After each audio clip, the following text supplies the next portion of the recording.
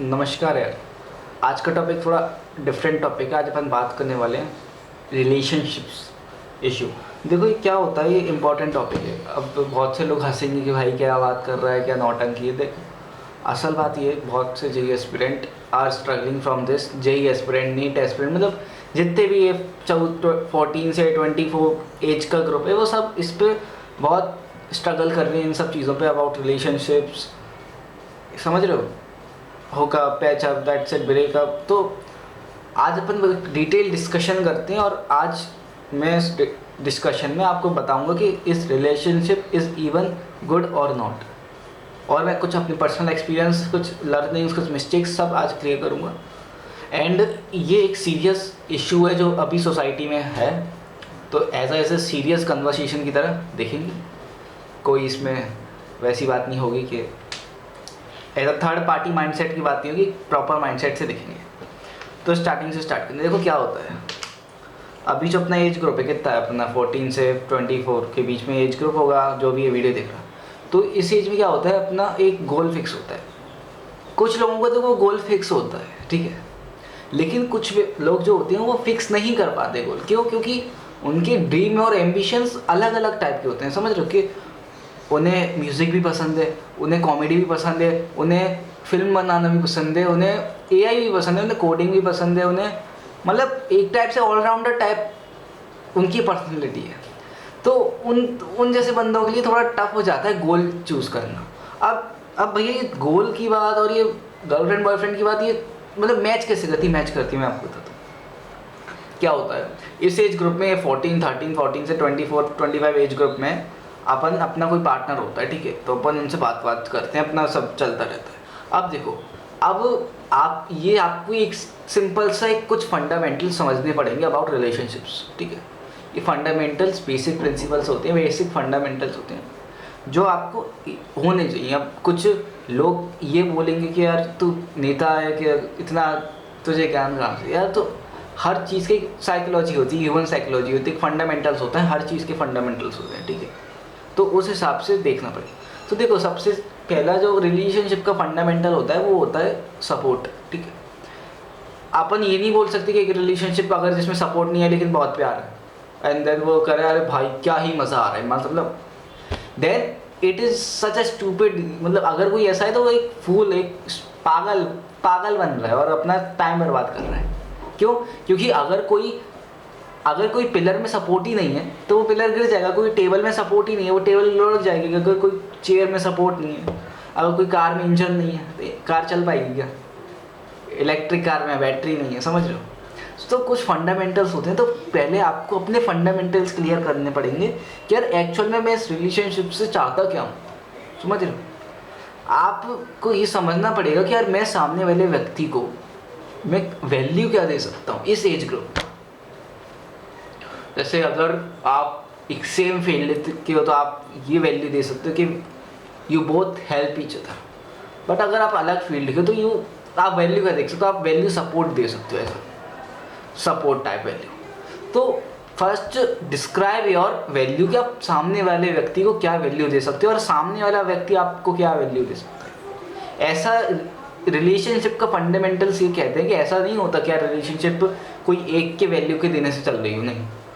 Equal जब value दी जाती है तभी कोई एक रिलेशनशिप आगे बढ़ जाती है। गाड़ी के जब कार के जब चार टायर हो ना तभी कार चल पाती है, 3 टायरों से कार नहीं चल पाती, ठीक है। तो ऐसा क्या हुआ, ये जो मैं बात कर रहा हूँ ऐसा सोसाइटी माइंडसेट है, बड़ी वैसी बात है कि अरे कैसी बात है, ये ऐसा थोड़ी होता है। लेकिन आप थोड़ा सीरियस कंडीशन में जो एक्चुअल में जो स्टूडेंट्स फेस कर रहे हैं, बहुत से बच्चे फेस कर रहे हैं। और क्या हो रहा है, मैं एक्चुअल बताता हूँ एक्चुअल क्या हो रहा है कि यार उन्हें उस पर्टिकुलर टाइम पे तो मज़ा आता है कि यार कितना बढ़िया है, कितना अच्छा है कि यार मेरे जैसे कभी कोई है, मेरी जैसी कभी कोई है। लेकिन उसके बाद जब आप अकेले होते हो देन यू मस्ट रिमेंबर कि यार मैं कितना टाइम मैं इस चक्कर में वेस्ट कर चुका हूँ। समझ रहे हो। तो मेरे को लगता है कन्वर्सेशन थोड़ी बड़ी होगी तो क्या इसका सेकंड पार्ट भी आएगा शायद, बट अभी मैं चलता हूँ। तो first you have to decide your कि समझ रहे हो टॉक्सिक और गुड में आपको डिफरेंस बहुत क्लियर पता होना चाहिए। आज के टाइम में टॉक्सिक मतलब ये नहीं होता कोई टॉक्सिक रिलेशनशिप मतलब वो भाई साहब लड़ाई वड़ाई हो रही था ही नहीं। टॉक्सिक मतलब सिंपल होता है कि सामने वाला व्यक्ति नहीं चाहता आपकी ग्रोथ, तो वो क्या करेगा, वो आपको भटकाएगा। क्या, वो आपको कुछ मीठापना दिखा के भटकाएगा। समझ रहे हो, समझ पा रहे हो?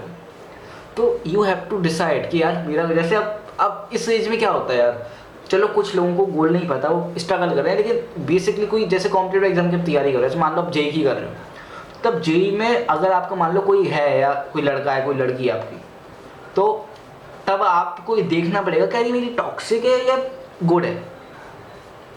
अब कैसे, अरे भैया अब डिफ्रेंशिएट कैसे करेंगे, हमारी तो लड़ाई नहीं हुई है आज तक। तो डिफ्रेंशिएट करने का सिंपल तरीका है, आप अपने आप को एज अ लो स्टेज के उसमें रिप्रेजेंट करो उनके सामने या उसके सामने, जो भी मतलब मेल फीमेल जिस हिसाब से, एंड तब देखो कि सामने वाला पर्सन आपको किस तरीके से आपको हैंडल करता है। समझ रहे हो? भले ही आपकी लाइफ में प्रॉब्लम हो नहीं हो, तब भी एज अ क्रिएट करो कुछ ऐसी सिचुएशन जिससे सामने वाले व्यक्ति का आपको थोड़ा वो पता चले कि यार ये एक्चुअल में क्या इमोशनल सपोर्ट दे सकता है नहीं दे सकता, क्योंकि ये ज़रूरी होता है। ऐसा नहीं होता हर वक्त के 24 घंटे 24 महीनों तक प्यार भरी बातें चलती रहे। एक इमोशनल सपोर्ट की भी ज़रूरत पड़ती है रिलेशनशिप में। तो आपको ये पहले देखना पड़ेगा कि यार ये क्या सामने वाले जो पर्सन है वो मेरे को दे पा रहा है नहीं दे पा रहा है। अगर वो नहीं दे पा रहा है तो वो उसकी कमी है। अब उसकी कमी है मतलब अब मैं उसे डांटूंगा नहीं यार, जो जैसा है वो वैसा ही रहेगा। आप किसी को भी बदल नहीं सकते, ये याद रखना। आप किसी को बदल नहीं सकते, ये फैक्ट है। आप अभी समझो मत समझो, लेकिन ये बिटर यानी डार्केस्ट ट्रुथ है। यू कैन नॉट चेंज किसी एनीवन, मतलब वो आपके सामने एक पर्दा लगा के आ जाएगा, लेकिन अंदर जो वो है इतने सालों से जो उसका बिलीव है वो ही रहेगा। तो आप किसी की पर्सोना किसी की पर्सनैलिटी वो चेंज नहीं कर सकते। तो आपको जो भी मेरा भाई जो भी मेरी बहन इस सब सिचुएशन में फंसा है, पहले आप अपने फंडामेंटल एक बार रिलेशनशिप को लेके क्लियर करो कि यार मैं इस रिलेशनशिप से क्या लेना चाहता हूँ, क्या वैल्यू मैं देना चाहता हूँ, क्या वैल्यू मेरे लाइफ में ऐड होना चाहिए। इस रिलेशनशिप को लेने के बाद क्या मैं असली में ग्रो हो पा रहा हूँ। क्योंकि रिलेशनशिप का क्या मतलब होता है, ये नहीं होता, फोमो नहीं होता कि यार मेरी सब दोस्तों का है, दोस्तों की है, अब मेरा नहीं है, मैं सब मैं मिस आउट फील कर रहा हूँ। समझ रहे हो? तो ये रिलेशनशिप का मैं नहीं होता। रिलेशनशिप का मीनिंग होता है कि आप किसी पर्सन का सपोर्ट लेते हो, एक साथ में आते हो और आप साथ में ग्रो करते हो। तो ये सिंगल मोटिव होता है, सिंगल मीनिंग होता है रिलेशनशिप्स का। तो आप पहले देखो कि यार एक्चुअल में मैं चाहता क्या हूँ। समझ, अब यहाँ पे कुछ वो आ जाती है कि यार मतलब हर टाइप के लोग होते हैं ना, तो कुछ एक ऐसी टाइप की कैटेगरी भी होती है जो कहते हैं यार हमारे हिसाब से तो हमारी शक्ल थी नहीं लेकिन फिर भी हो गया और अब हमें बड़ा डर लग रहा है। यार मैं समझ सकता हूँ, जब पहले बार होता है तो डर लगता है कि यार ये चला गया तो ये चली गई तो मेल फीमेल जो भी है कि चला गया यार, ये तो कितना अच्छा लड़का ये चला गया तो अब क्या होगा, कोई ऐसा मिल ही नहीं पाएगा क्या। तो आप एक बात याद रखना, जाने वाला है वो आप रोक नहीं सकते, और जो आपके यहाँ टिका है उसके साथ आप कितना भी कुछ कर लो वो टिका ही रहेगा।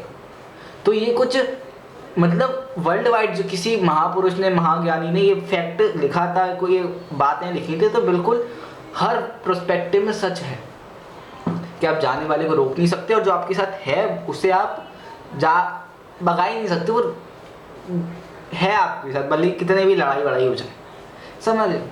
तो आपको पहले सिंपल सा मैंने क्या बताया, पहले देख लो क्या what you want from relation. जैसे आप मान लो कोई बच्चा जेई की तैयारी कर रहा है, अब मान लो वो 11th क्लास में, अब वो इस रिलेशनशिप में आया है, तो क्या वो उसके नया डोपामिन हिट हो रहा है उसके दिमाग में, उसके ब्रेन में, हार्ट में, तो एक नया टाइप की फीलिंग आ रही है, उसे बड़ा पॉजिटिव रहता है, हर वक्त अच्छा लगता है। बट एक बात याद रखना, जब भी आपके साथ वैसे तो नहीं, चलो नहीं होना चाहिए, लेकिन अगर मान लो कुछ आप अलग हुए, तो ये जो एज ग्रुप है ना, ये इतना कच्चा एज ग्रुप है, इसमें माइंड किस लेवल पे इफेक्ट कर सकता है ये आप अभी जान नहीं सकते।